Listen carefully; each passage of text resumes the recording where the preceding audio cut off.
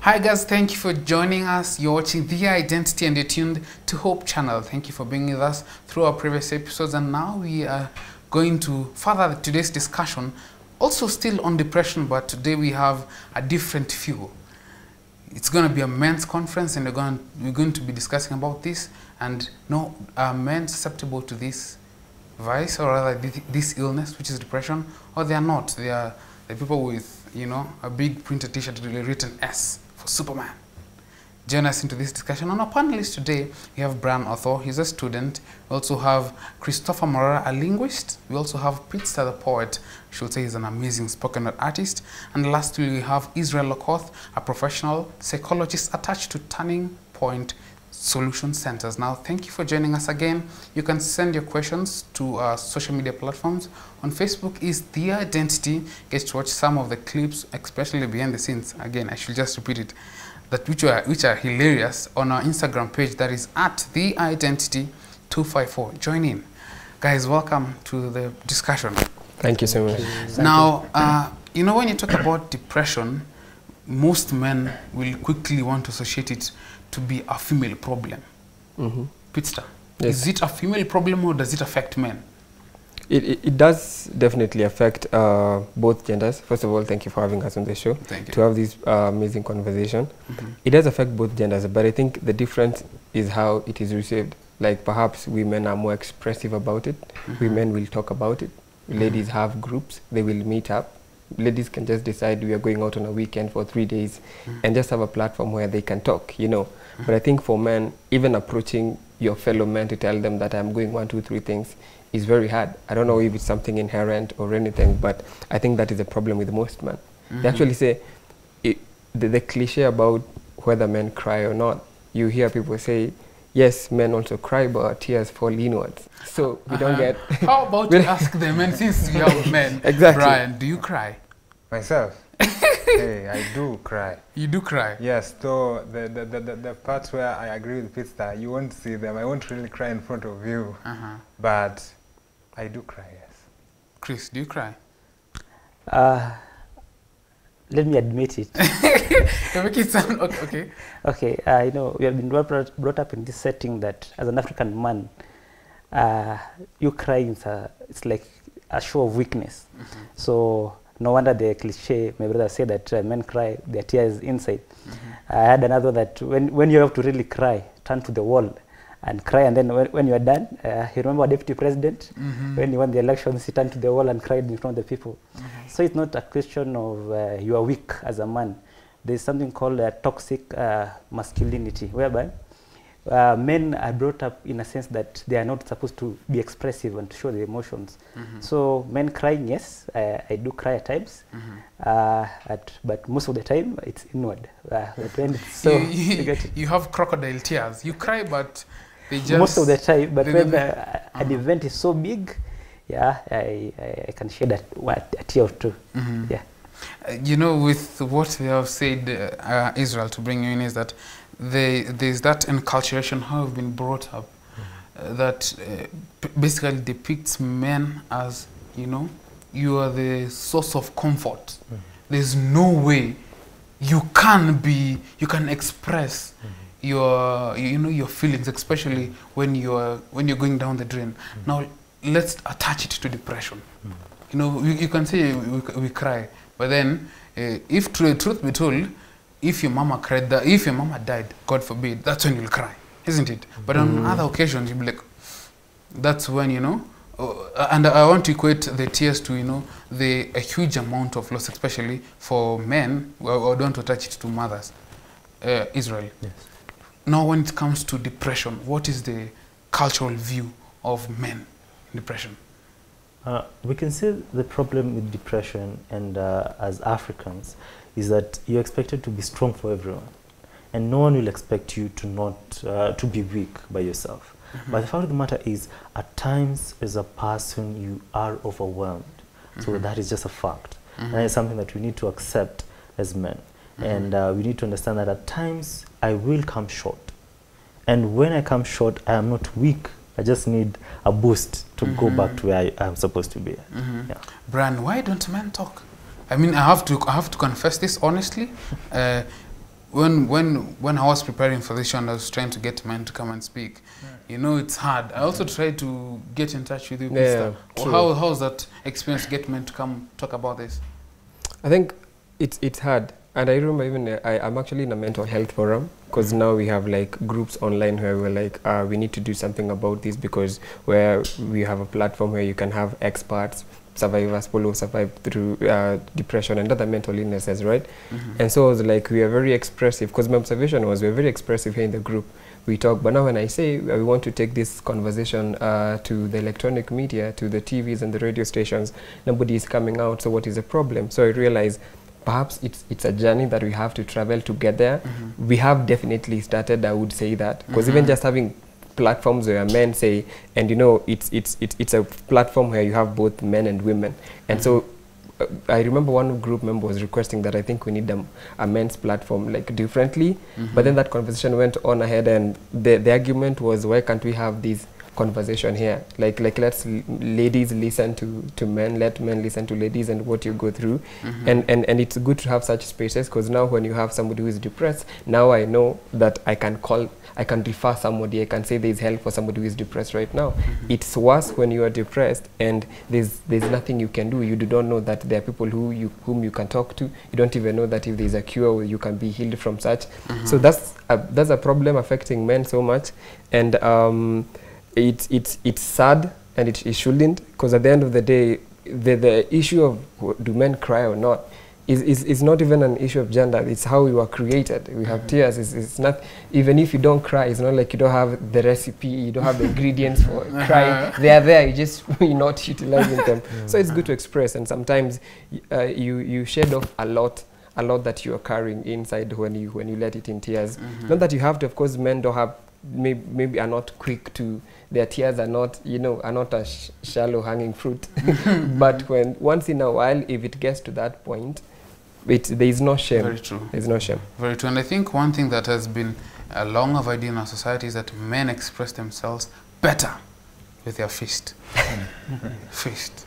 Which I think it's about time that we're supposed to put our fists down and let's talk.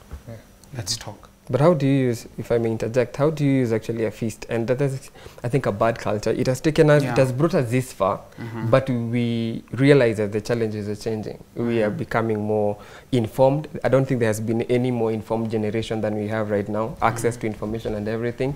So the modern challenge, even depression in this age, how do you like address it? If you're saying that man is known because you have to clench your fist and everything. Depression, the difference between depression and other illnesses, and like, for instance, I got into an accident, I broke an arm, you can see. But the problem with mental illness, it's an invisible thing. So how do you handle depression with people who've been taught that it's a clenching fist thing, yet this is something invisible, so that's a challenge. When we look at, Brian, you have something to jump into? Just to give an answer to that, I mean, if people have been brought up in a society where people don't talk, they don't see men crying, you see, and so this is a child, I'm imagining this is a child who has been brought up in such a situation, and all along his life, he knows that men are supposed to be hard, you see. And so for this person to realize that's not really the case, they should not die with their problems. They need people to give them, as in they need somebody who has also experienced that and shows that it's possible for men to cry, you see. So when we learn and slowly integrate society into this form of, helping men share their problems and talk about them, I think that will be a good starting point. And like Pete has already aired it out, that we've already begun. It's a journey. Everything starts with a journey. So the first step, we'll get there. One thing as I bring you, Chris, is that men are afraid. You know, the men are afraid to look vulnerable to the society. Men are afraid to come out and say, by the way, this thing is hard. It's hard. Chris, have you been down that road before? So many times I've been down that road. Have you come out and said, you know, it's hard, or you stuck it up as a man? Okay, what has happened is that what I've come to realize is that when you're in that road, you develop some truths which are not really true, and sorry to say, some truth is lying. Some truth lie, in this sense. When you are depressed, you come up with some certain form of knowledge that you adapted to the environment, like the way I've said, feast. When a person is depressed and thinks that now everything that for me to have my way out, I have to use feast. See, that's the truth this person has developed to himself, and this belief system is so much destructive on its own. Me personally, I was like, one of the wrong truths that I had in my journey with depression is that I am right on my own. Like, I don't need anyone's help. Shout out even to you personally. I remember there's a time you came to visit me, and I was like, Sam, I'm doing good, yeah? And then you were like, open the curtains. And I was like, no, Sam, I'm fine. Leave my room, it's okay. Leave my room as it is, because I don't see any need of me doing what you're telling me, because to me, I'm okay. So that's the kind of truth the depressed people at times undergo through. They find that what they are doing is fine, which is not really fine, until they reach a rock bottom. And when you hit the rock bottom, there are some downfalls with it. But one good thing with reaching the rock bottom is that there's no any other way out other than going up. So you have to make a choice, because you can't stay there. You have to go up, and that's the only way. You can't go more down. So yes, the depressed people develop some truths which are not really true, and their minds, they have what I can call delusion. They're deluded. Yeah. They function in delusion. That's why you find that as men, we don't really speak out as often as the ladies. Think of it. Have you ever met a group of men crying together, like, like, we are crying at a funeral? And in fact, even in a funeral, it's always a man going aside behind the cow, behind the house. They actually take a walk, and they come back all cleaned up. But it's therapy on its own. Yeah, I recall at times I could cry and shed a tear and come out. Yes, you know, truth to be told, it's a fact that if you cry, the problem is not solved. The problem is still there. But you acknowledging the magnitude of the problem itself, knowing, yes, I may be powerless on this problem, but yes, I accept it is there. Accepting itself, I think that's one of the first steps in recovery from depression. Accepting. And when you cry, you come out, you say you are powerless. And that's where you find help comes in. And that's one of the journey towards recovering from depression. Thank you so much for bringing that, and I want to bring you in Israel and to paint clearly the picture in the society. You work at Turning Point Counseling Center, and you deal with this, this issue more often, like in a daily basis. How many men come to get this aid? Before I turn to that question, there's the fact that you say that some people think that when you fight it out, you solve it. You don't. Because the problem is that depression is a mental problem. Because of the anger that are built up, and at times you will burst out and fight. The thing is, you don't solve it. You think it's solved, but it's building up. So it gets worse and worse and worse. So it's just something that you need to get a way of dealing with. A mental problem, deal with it in a mental way. Before you get to respond on statistics on the ground, probably I think I should say this, that also to add on to what you say, that men, it's about time that we should break that fallacy that you have sat on for a long time, that I can do it. The lies and the self-belief that we have lived with for the longest time. And again, to also echo what you say, that in this day and age, information is out there. We cannot afford to think like our fathers did. We cannot afford to think like our forefathers did. It's about time that we should stand up and make it known. Make it known that I am weak. You know, I can't do this. I need help. What are the statistics? Sadly, we know that for every 2 women who are depressed, 1 man is depressed. Meaning that it seems like the problem is less for men, but on the ground it's worse for men. Because when a woman is depressed, she will attend to it early. We get ladies who come and say, I'm not feeling well, I'm feeling sad, I don't feel like going to work. They will come, and there are many.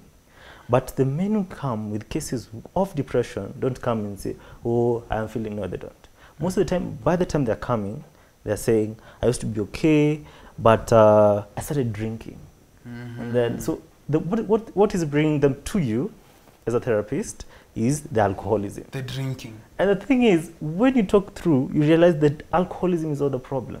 It's a type of... It is just an effect of the cause. Yes. It is something that is trying to cover the cause. The cause is depression. So this guy has refused. He cannot be depressed. Something I can also add by giving an experience of myself. There are times when you feel like I really need to talk about this, you know. And for me, it began when I lost my grandfather, as in that was my dad now. And when I lost him, I didn't shed a tear the whole time. You are plain face. Yeah, sure. I remember everyone who could come and give me the sorry thing would wonder, this boy, what's wrong with him? Okay? I mean, are you okay? Because everybody is all tears, but me, I'm just that. I'm wondering, why are you people crying?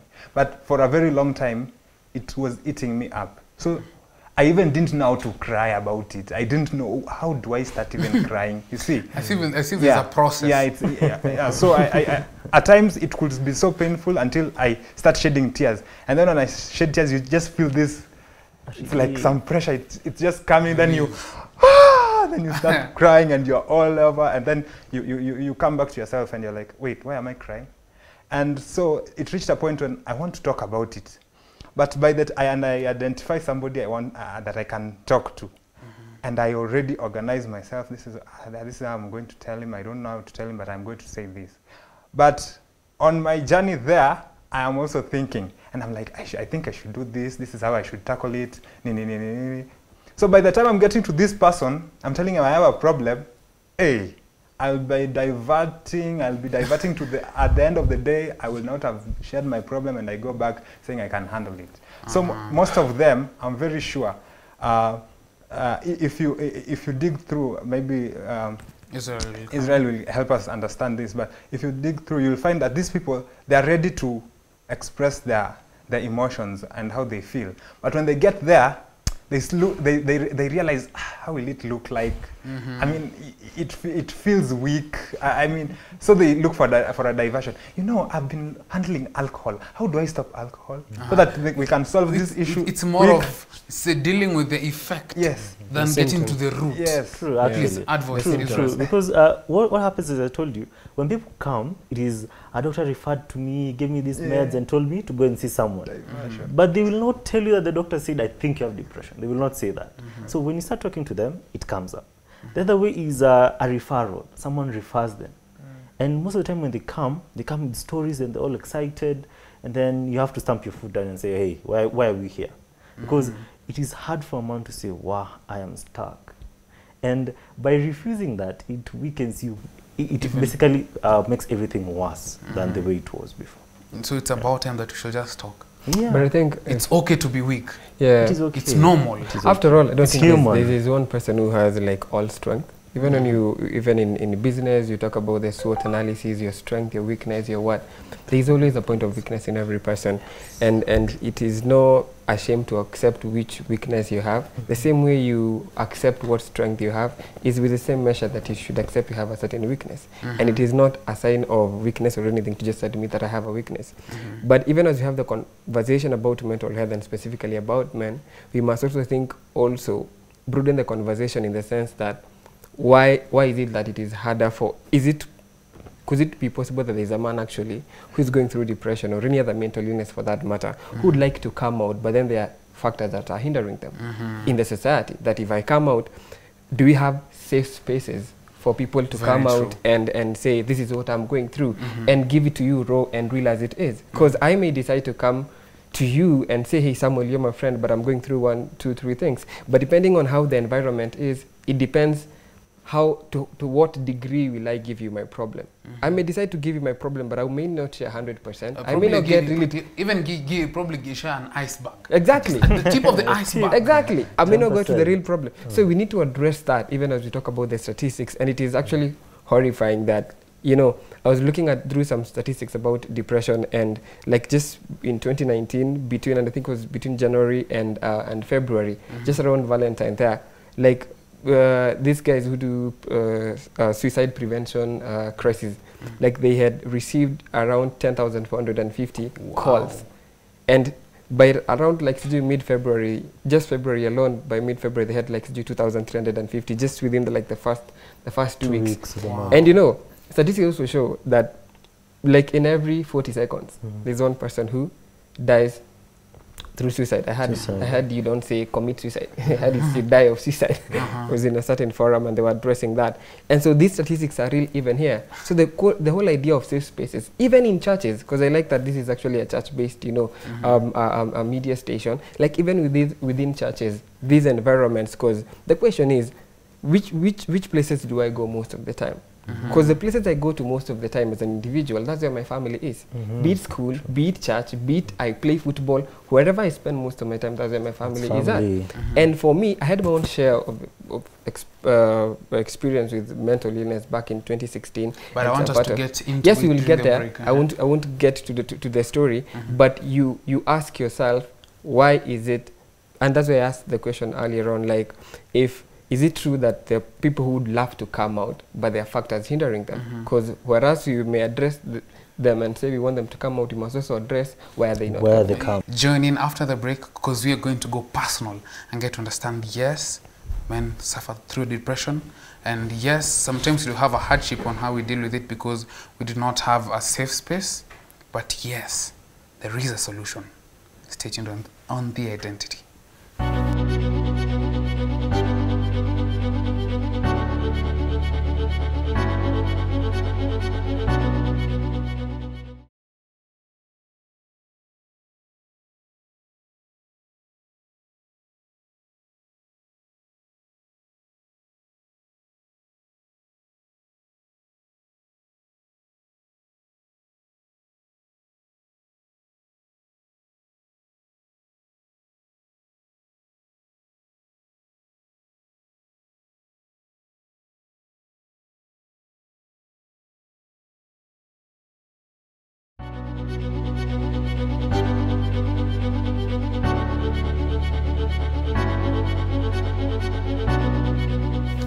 Thank you for joining us. You're watching Hope Channel, and again, it's The Identity. We're still on the discussion on depression amongst men. Now, we are all waiting to have the guy approach you and say, hey, I'm suffering from depression. But again, as they said, you'll wait for it till eternity. It probably won't happen, isn't it? We probably have failed to make good use of our safe circles. But I want to bring again, Bran, because as we're going to the break, you talked about the aunt who spoiled your mission to go to, you know?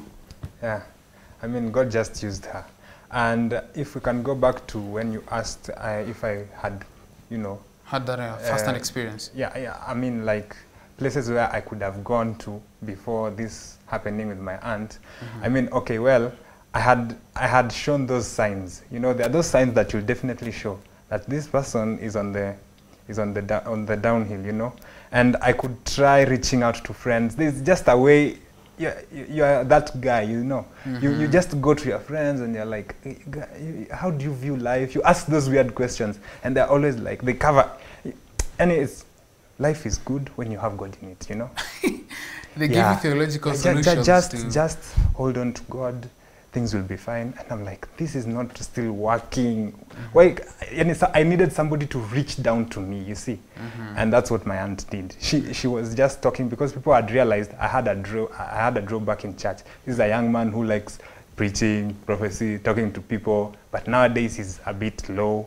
So my aunt was like, you guy, you've been behind the scenes, you've been staying at the PA, and that's unlike you. You, what's up? And then she's talking, and then she hits it, and I was just in tears. Yeah, and so that for me was just the beginning, because I cried out, and I was crying out things that I even didn't know I had in my mind. So I realized that sometimes you can be in depression and you don't even know it.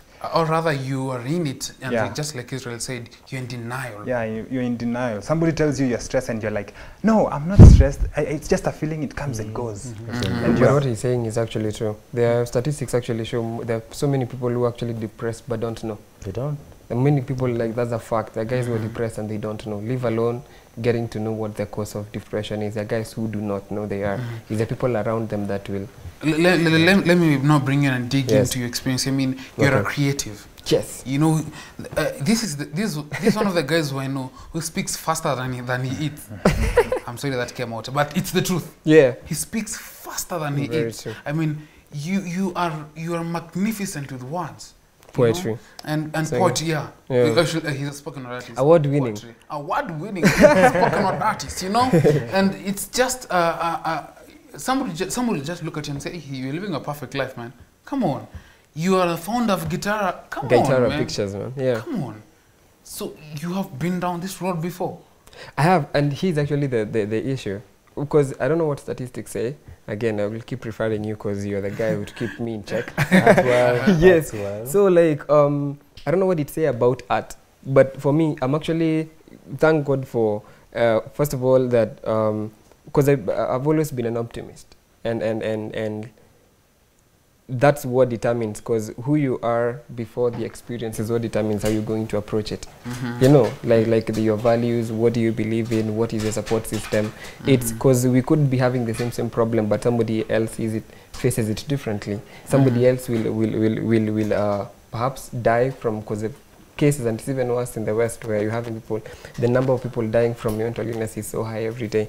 And now even having guys as young as 13 years old. Here in Kenya, people I can mention who have actually committed suicide, people as young as 13 years old. That's a pathfinder, for heaven's sake. You know, that's somebody very young and with their whole life ahead of them. So for me, and I'm saying that as a creative because I realize it's actually worse in the creative spaces, and it's the same thing. It's the same notion of, but when the difference between that that when it comes to creatives, it is not about gender. When it comes to creatives, it's creatives in general. Creatives don't come out.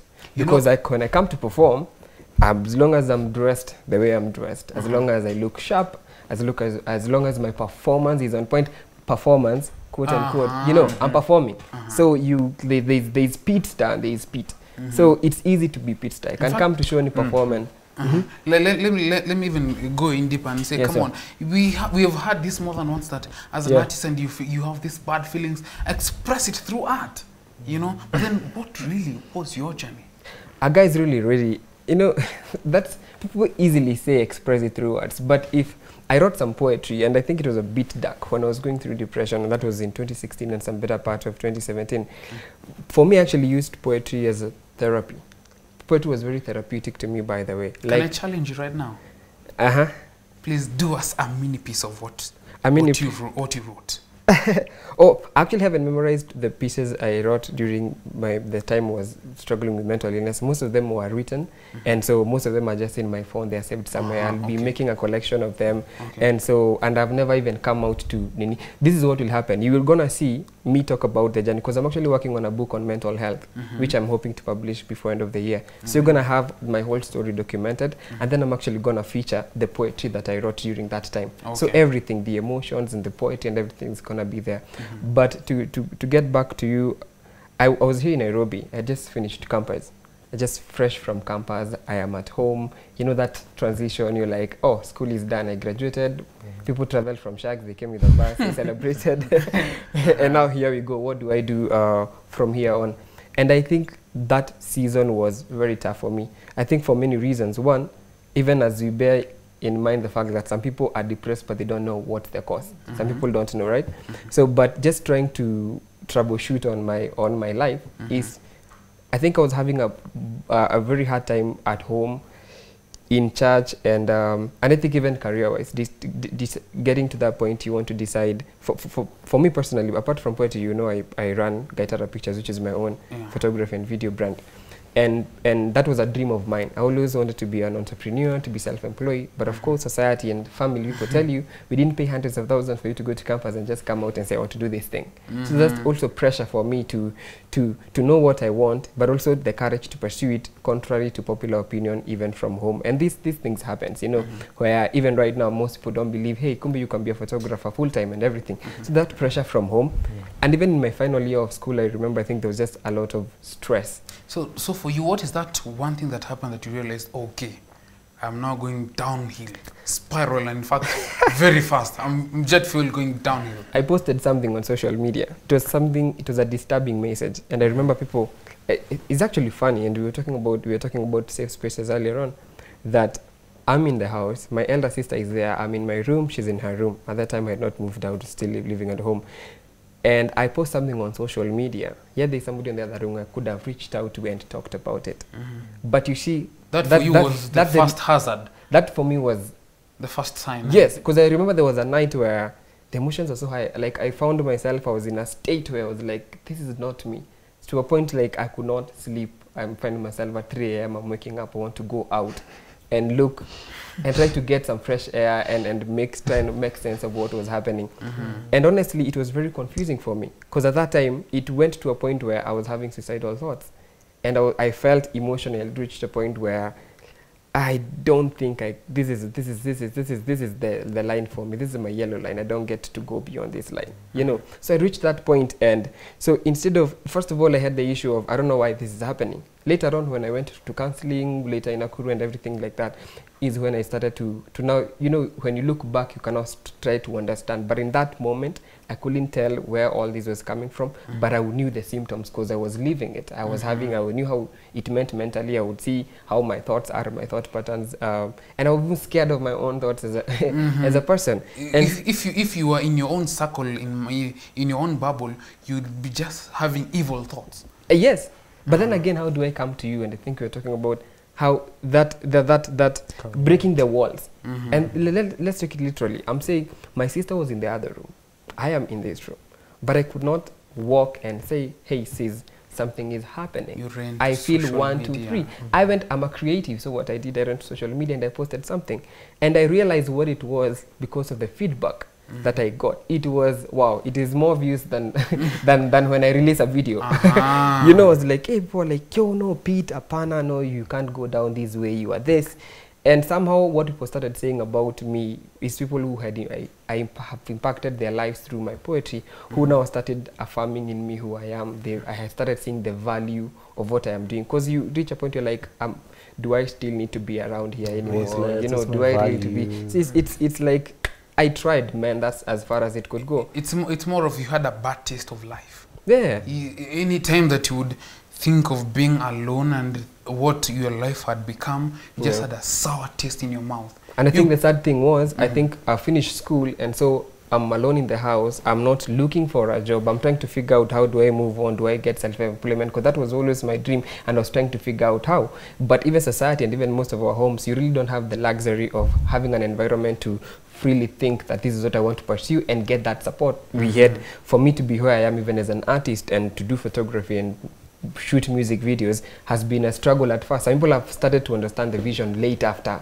they've seen my material. Oh, he's winning awards. Oh, he's being invited to Ghana to perform. He's going to Uganda to perform. So finally people start seeing that. But you see, it's a struggle for you first. It's a personal struggle unique to you and specific to you. And if you overcome it well, people will always come to understand. But it really disturbed my brother. It disturbed my neighbor because they saw it. And so imagine, my brother is also somewhere around the compound, and I was called. It was on a Friday night, I remember. Saturday, we were going to church. And so people come to my room and they're like, hey, Pete, we've heard you posted something, and you're looking through that post. And now my neighbors are the first responders. A neighbor, a friend, my big brother, my sister, even my landlord came. He's a young, youthful guy, and he's been a friend.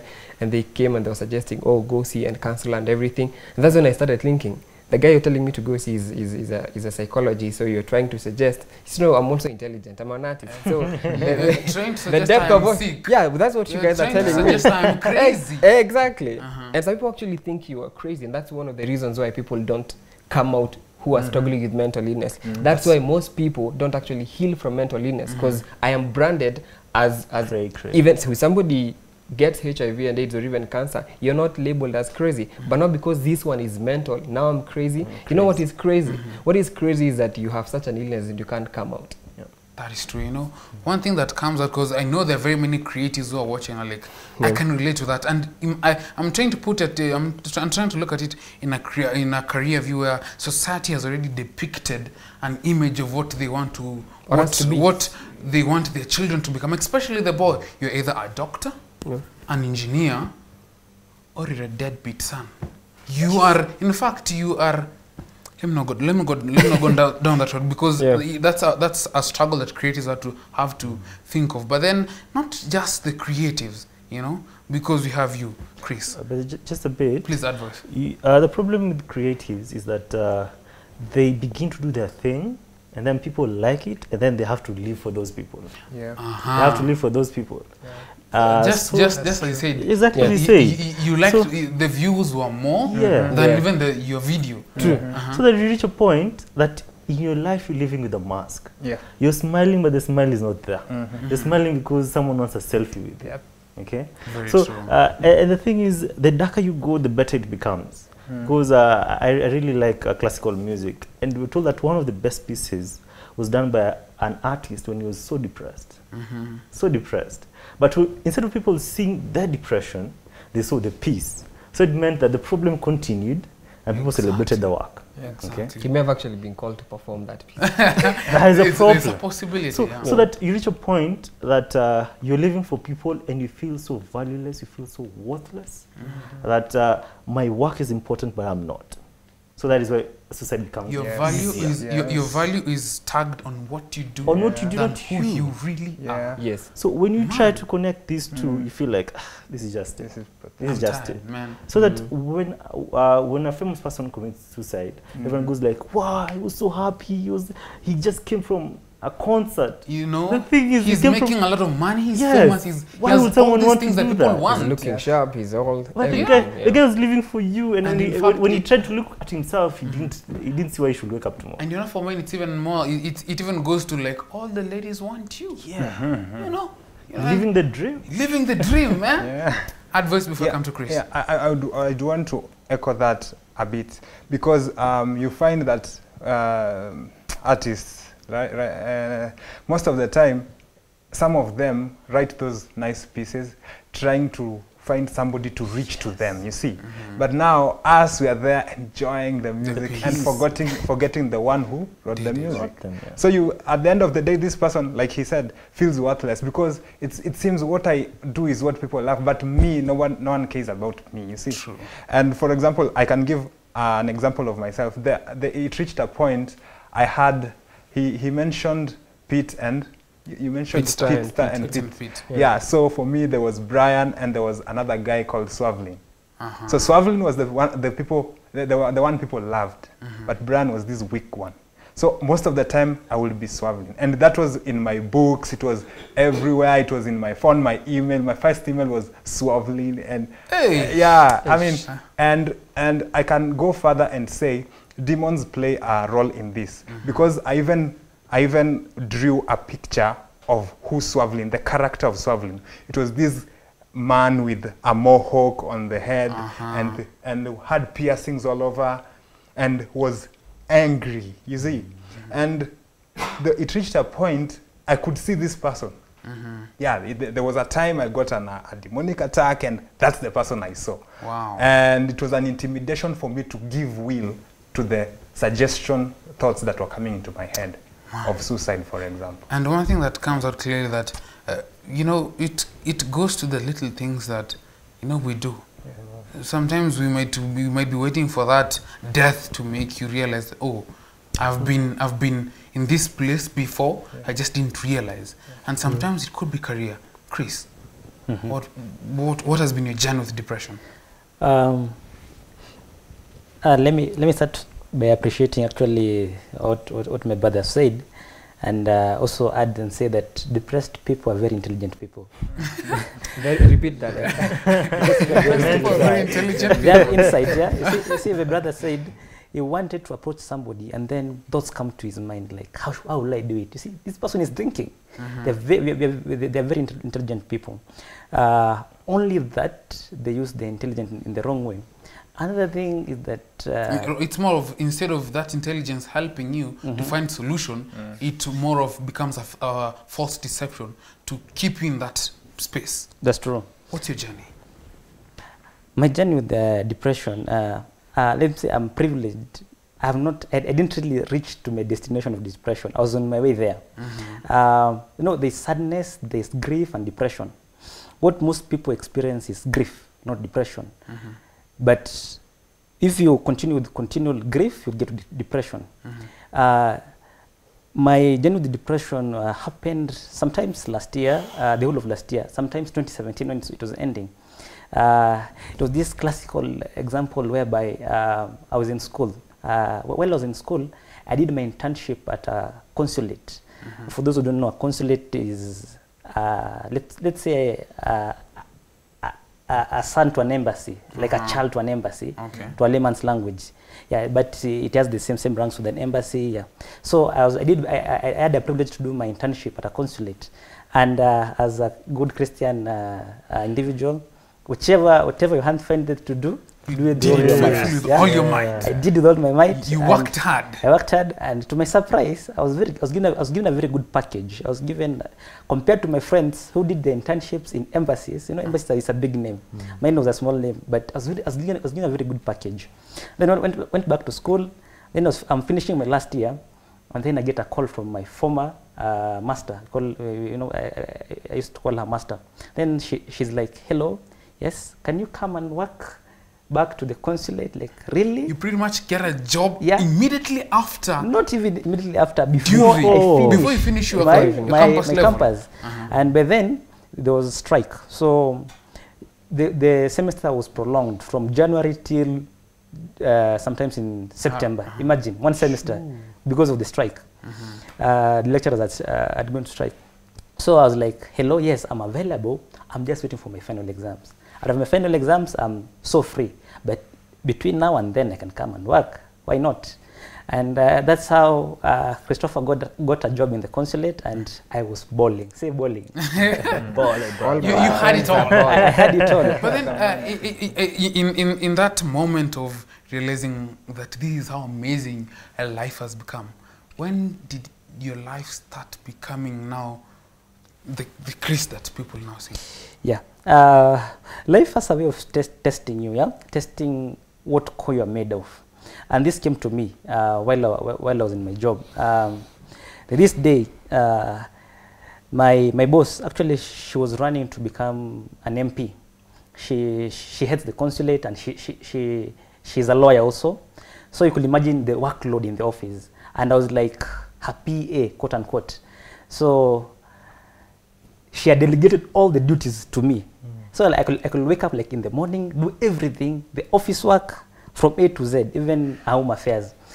But now this day comes, and she inquires about the office expenditure and how petty cash it has been spent in the office.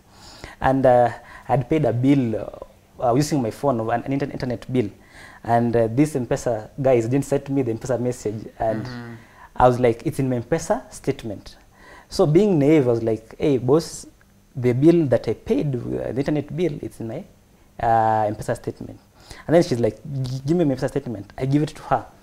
And shock on me, when she found my M-Pesa statement, she went through all transactions. And given that I was getting good cash in the consulate, I could do more and business and all that. And she alleged that cash was the office petty cash. And I didn't think it will amount to something much. Like, okay, why can't we have some auditors come? They do your audit of the office and my M-Pesa statement, and then you can see the way forward. what do they say in the primary? No sooner had I. And you know, And then the police were called. Like, what? The police? No, it's a police case, it's a criminal matter. Macu, I've not graduated. And then I'm You're like, pretty wow, young. I'm young, and I'm like, You're in your early 20s, yes, so to speak. And then I was whisked away to the police station. And then to me it was like a drama or a movie. You know, at that point you say, in drama. Like, I'm in a police, it was on a Thursday. Now, I'm in a police cell waiting for prosecution. I'm like, what? How? Then I called my parents, my father, and then it was the wee hours of the evening. So I couldn't be bailed out. So you can imagine me in a night cell. In the morning I was waking up to go to job, and I know all these big plans I have, yeah, to do this business, to invest here, there, marry somebody, okay. But all this crumble in one day, yeah? You know, in fact, in seconds. You can wake up a day and all things go flat.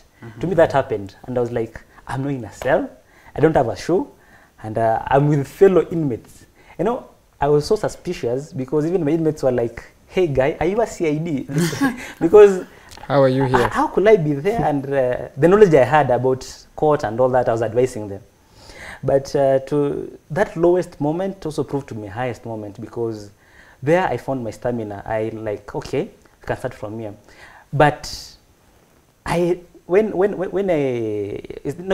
moved out from the cell, it became a court case now, because my boss didn't really want to negotiate our way out, and we went to the court.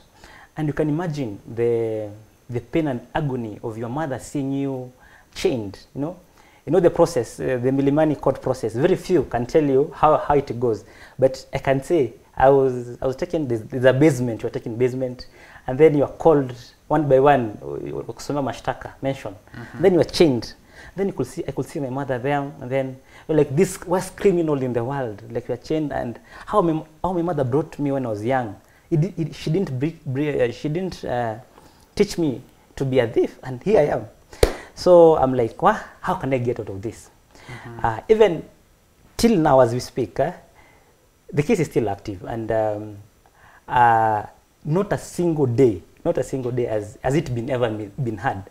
I've appealed almost 10 times. So the whole of last year, I was wallowing in my grief, like, wow, how could this happen? Why me? You know, why me? Why not other people? But it has really taught me a lot. It has taught me to be so humble. It has taught me to appreciate every day as it comes. It has really taught me my true friends. It's not like I have anything like I am saying that this thing could not come to me. I'm learning to appreciate, to learn the lessons along the way, and seeing how God is lifting me up through this. So to say that I was really depressed, it would be far-fetched, but I was slowly and surely on my way, because one thing that happens with depressed people, that happened to me, as you come to closer, yes, is everything that you do appears like a chore. Even a simple thing like chewing your food. Spread like, your bed. Why should I take food, put it in my mouth, start munching? That's a task. That's a lot of work.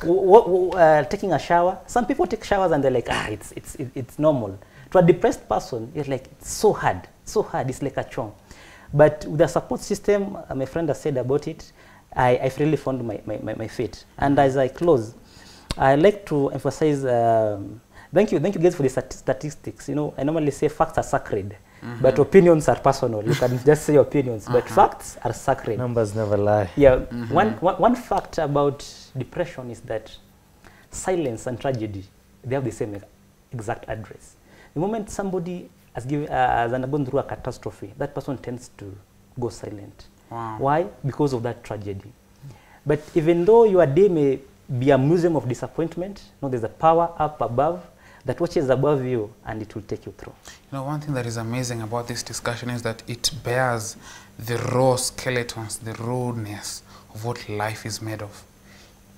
This, again, one thing that they said, sometimes you may never see it coming. You wake up in the morning, then at the end of the day, you're in prison. At the end of the day, you're in hospital. At the end of the day, you're visiting Isaac in his center for something that happened and you can't take charge and control over it. It's about time as men that we come out and realize that this self-image that has been imposed to us with our African culture, sometimes it does not do us so much good. In any case, let us break out from that stereotype mind and speak. That's the first point of realization of how powerful you can be. Just to wind up with a quote that my friend has placed in his WhatsApp statement for a very long time, that sometimes you get to a very low place that being strong is all that you have left. But then at that moment, don't rely to yourself. Get a friend, call your brother, call your mother, call your sister, call a helpline. We have a number on the screen. Get help, because the longer you stay there, you never know the outcome. You could be the next person that you're taking 6 feet under. That is not my wish for you. My wish and our prayer for this whole discussion is that you get help, because depression kills. Till next week, thank you for being with us. It has been The Identity.